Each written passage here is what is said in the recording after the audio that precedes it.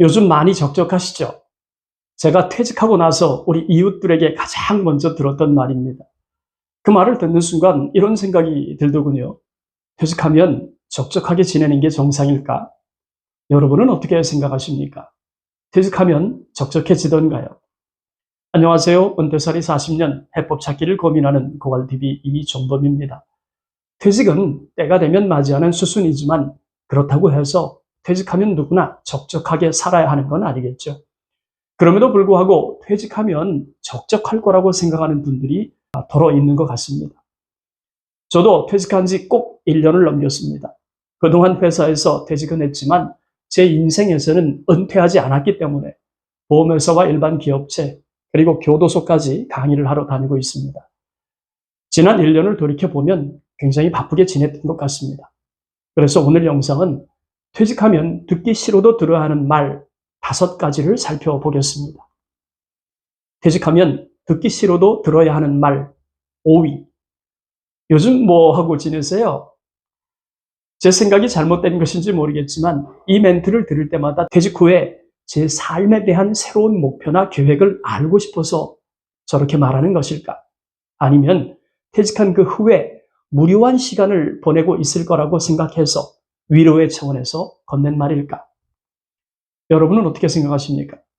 일반적으로 생각하는 퇴직 후의 삶은 퇴직 전과 분명히 구별되는 삶이긴 하지만 그렇다고 해서 모든 퇴직자들이 무료하게 시간이나 축내면서 지내는 건 아니겠죠. 오히려 퇴직하기 전보다 훨씬 더 바쁜 일상을 보내는 분들도 굉장히 많습니다. 지난달이었습니다. 저보다 한 1년 정도 빨리 퇴직했던 고등학교 친구가 전화가 왔어요. 그러면서 대뜸 하는 말이 요즘 뭐 하냐? 이렇게 묻더라고요. 그래서 거두절미하고 뭐 하긴 마 일하지 이렇게 답했습니다. 그랬더니 이 친구는 궁금증이 발동을 했는지 일? 무슨 일? 이렇게 묻더라고요. 저도 아이가 없어가지고 왜 인마 나는 일하면 안 되냐? 이렇게 말을 했죠. 그랬더니 그게 아니라 무슨 일 하느냐고 인마. 그래서 제가 그랬습니다.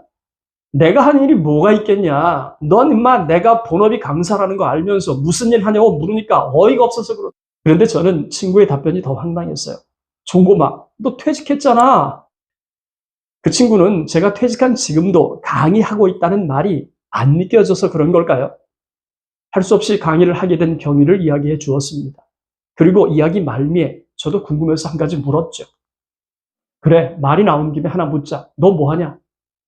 이 친구는 퇴직하기 전에 꽤 능력을 인정받았던 임원 출신이기 때문에 뭔가 지금도 할 거라는 생각에서 물었던 건데 이 친구의 답변은 의외였습니다. 뭐 하긴 임마 지금 설악산 가는 중이다. 설악산 간다는 말이 부럽기도 하고 질투도 하고 해서 제가 그랬습니다. 역시 돈 있는 놈은 다르네. 산으로 들로 놀러 다니고 새삼 참 불공평하다. 약간 비아냥이 섞인 답을 했습니다. 그랬더니 갑자기 한숨을 내쉬더라고요. 그러면서 하는 말이 모르는 소리 하지 마라. 갈 데가 없어서 산에 가는 건데 좋을 게 뭐가 있냐. 종범아, 요즘 동네 사람들이 나를 어떻게 부르는지 아냐? 김씨다 그냥 김씨. 퇴직 전에는 김상무였는데 지금은 그냥 김씨다. 본의 아니게 호텔에 하는 친구의 넋두리를 들었습니다. 그리고 다 잊고 즐거운 시간 보내고 오라는 덕담과 함께 전화를 마쳤죠. 전화를 마치고 각인된 잔상이 있습니다. 퇴직 전에는 김상무였는데 지금은 그냥 김씨다. 그러고 보면 지금 이 순간 아무리 잘 나가도 그 다음을 위한 준비는 반드시 해야겠다는 생각을 다시 한번 하게 됩니다. 퇴직하기 전에 플랜 A 직업을 유지하면서 퇴직한 그 이후에 제2의 인생을 위한 플랜 B를 준비해야 하고 플랜 B가 실행되는 동안 소득 활동이 끊어진 그 다음을 위한 플랜 C를 준비해야 한다는 생각 말입니다. 퇴직하면 듣기 싫어도 들어야 하는 말 4위. 그때 그 사람 어떻게 됐어요? 사실 이 말은 자주 듣기도 하지만 저도 자주 했었던 말입니다. 보험사에서 같이 근무했던 분들의 근황이 궁금했거든요. 그랬더니 어떤 선배는 보험사 GA 대표로 있다. 또 어떤 사람은 성당에서 관리 집사로 일한다. 또 어떤 임원은 중장비 자격을 따서 제주도에서 과일 농사를 짓고 있다. 뭐 이런 이야기를 들었습니다. 하지만 이런 소식은 좋은 소식이죠. 하지만 반드시 그런 것만은 아니었어요. 암에 걸려서 치료받느라고 돈만 까먹고 있다. 강의하는데 애써서 강의하고 나면 그 다음으로 이어지지 않아서 힘들어한다. 그러고 보면 현직에서 잘 나갔어도 그 다음을 위한 준비가 치밀하지 못하면 인생 2막, 삶의 질이 달라지는 걸 다시 한번 실감합니다. 바람이 있다면 우리 모두의 인생 2막이 순탄했으면 좋겠습니다. 퇴직하면 듣기 싫어도 들어야 하는 말 3위.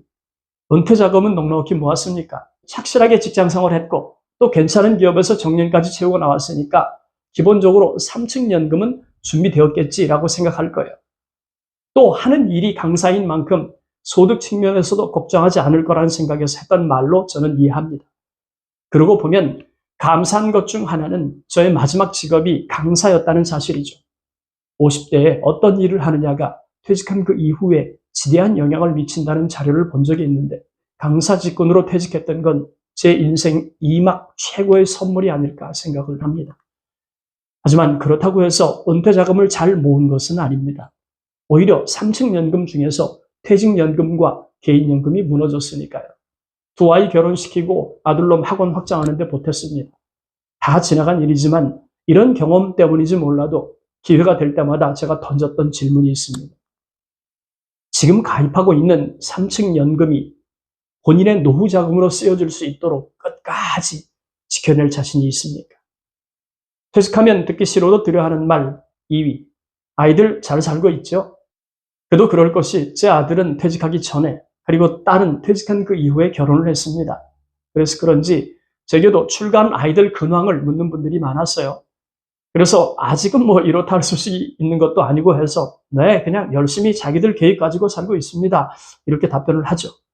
하지만 개중의 일부는 이때다 싶어서 자식 자랑을 하시는 분들이 적지 않더군요. 하지만 한편으로는 아쉬운 생각도 좀 들었습니다. 그 이유는 자식 자랑하면서 스스로 자위하지 말고 본인을 자랑하는 자신감을 보여주면 얼마나 좋을까. 자식 인생이 본인의 인생은 아니잖아요. 퇴직한 후에 짧으면 20년, 길면 40년인데 언제까지 자식 자랑만 하면서 살 수는 없겠죠. 그래서 하는 말이지만 우리 퇴직자들은 자기 인생의 주인공이 자신이라는 사실을 잊지 않았으면 좋겠습니다. 그러니 자식이 아니라 나를 자랑할 수 있는 삶을 만들기 위해서 노력하자는 이야기로 받아들였으면 좋겠어요. 퇴직하면 듣기 싫어도 들어야 하는 말 1위. 건강은 어떻습니까? 퇴직하면 많은 부분에서 변화가 나타나죠. 그중에서도 저에게 가장 크게 와닿은 것 중 하나는 정기적인 건강검진입니다. 퇴직하기 전에는 회사에서 공지한 날에 매년 그리고 경년마다 일반 검진, 종합검진 받았고 하다못해 치아치료, 독감 예방주사까지 회사 복지 차원에서 챙겨주었죠.